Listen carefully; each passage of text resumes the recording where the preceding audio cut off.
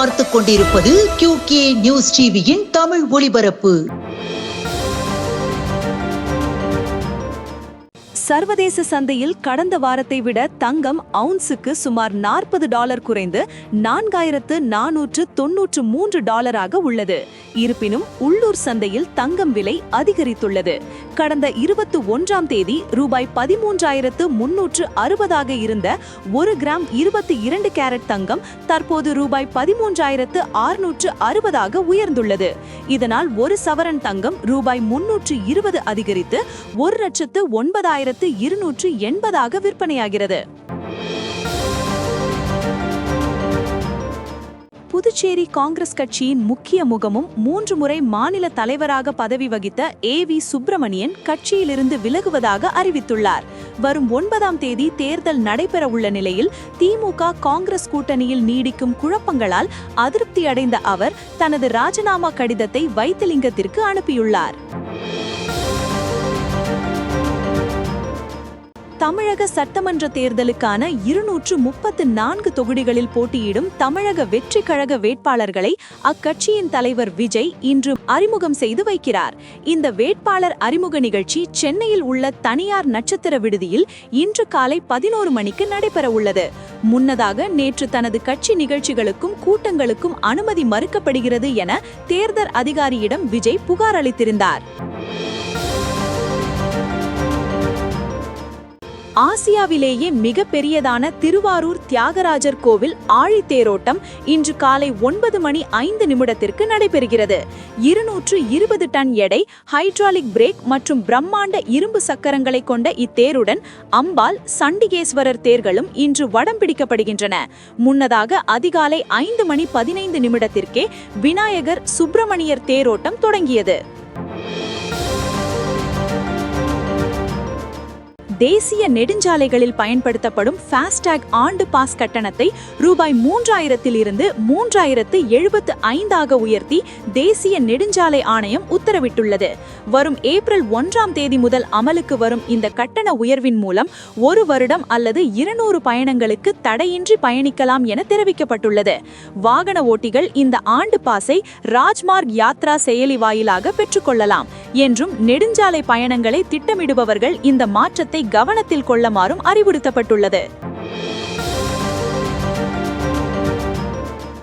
IPL cricket தொடரின் முதல் போட்டியில் RCB அணி 6 விக்கெட் வித்தியாசத்தில் அபார வெற்றி பெற்றது.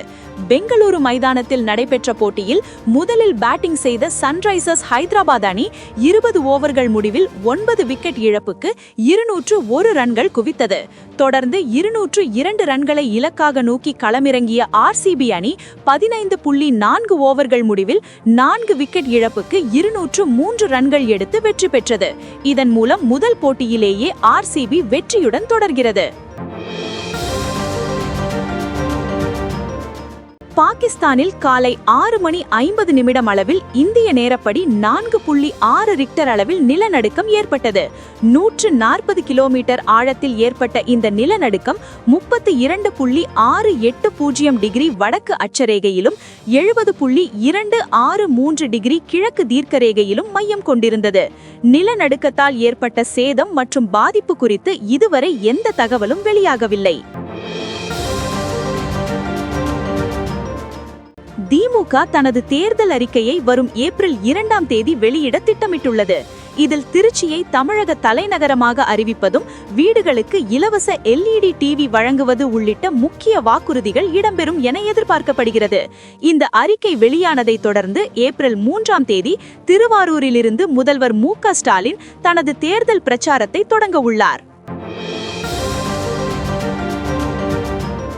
பட்டா இல்லாத நிலத்தை வாங்குவது சட்ட சிக்கல்களை ஏற்படுத்தும். தமிழகத்தில் நில உரிமையை உறுதி செய்யும் முக்கிய ஆவணம் பட்டா. இது இல்லாவிடில் அது அரசு நிலமாகவோ அல்லது மோசடியாகவோ இருக்க அதிக வாய்ப்புள்ளது. மேலும் வங்கிக் கடன், வீடு கட்ட அனுமதி பெறுவதும் நிலத்தை மீண்டும் விற்பது கடினம். எனவே வில்லங்க சான்றிதழ், பழைய பத்திரங்களை வருவாய்த்துறை அல்லது வழக்கறிஞர் மூலம் சரிபார்த்த பிறகே நிலத்தை வாங்க வேண்டும். பெங்களூரு திருப்பதி தேசிய நெடுஞ்சாலையில் சித்தூர் மாவட்டம் பங்காருபாளையம் அருகே பழுதடைந்து நின்ற ஆந்திர அரசு பேருந்தின் பின்புறம் அதிவேகமாக வந்த கார் மோதி கோர விபத்து ஏற்பட்டது. இதில் காரில் பயணித்த தெலுங்கானா மாநிலம் வாரங்களைச் சேர்ந்த தர்பாபு, லக்ஷ்மி, அத்விகா ஆகிய மூவரும் பரிதாபமாக உயிரிழந்தனர். இச்சம்பவம் குறித்து பங்காருபாளையம் போலீசார் வழக்கு பதிவு செய்து விசாரணை நடத்தி வருகின்றனர். வரவிருக்கும் சட்டமன்ற தேர்தலில் 18 தொகுதிகளில் திமுக மற்றும் பாஜக நேருக்கு நேர் மோதுகின்றன.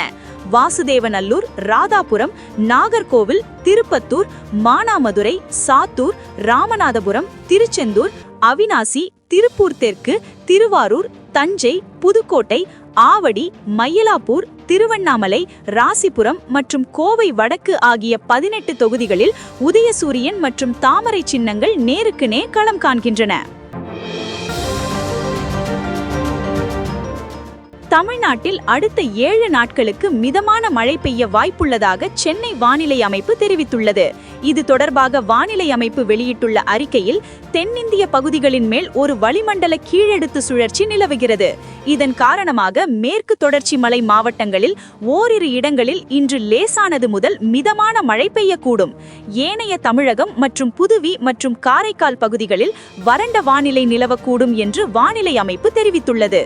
கோடை வெயில் கொளுத்தி வரும் நிலையில் வரும் நாட்களில் மழை பெய்யும் என அறிவிக்கப்பட்டுள்ளது மக்களுக்கு சற்று ஆறுதலை அளித்துள்ளது.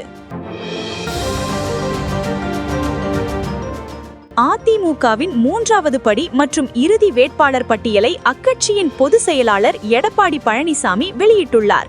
இதில் 17 தொகுதிகளுக்கான வேட்பாளர்கள் அறிவிக்கப்பட்டுள்ளனர். இதன் மூலம் அதிமுக போட்டியிடும் 167 தொகுதிகளுக்கான வேட்பாளர்களும் அறிவிக்கப்பட்டுள்ளனர். குறிப்பாக இதில் அது கூட்டணிக்கு ஒதுக்கப்பட்ட தொகுதி என்று எதுவும் குறிப்பிடப்படாமல் அதிமுகவின் இரட்டை இலை சின்னத்தில் போட்டி என்று மட்டுமே குறிப்பிடப்பட்டுள்ளது. தேர்தலின் நாயகன் என்று சொல்லப்படும் தேர்தல் அறிக்கையை திமுக இன்று மாலை வெளியிட உள்ளதாக முதல்வர் ஸ்டாலின் அறிவித்துள்ளார். சென்னை அண்ணா அறிவாலயத்தில் வேட்பாளர் பட்டியலை வெளியிட்ட முதல்வர் ஸ்டாலின் செய்தியாளர்களிடம் கூறியதாவது: திமுக தலைமையிலான மத சார்பற்ற முற்படு கூட்டணி நான் பல முறை சொன்னது போல அரசியல் கூட்டணி மட்டுமல்ல, கொள்கை கூட்டணி.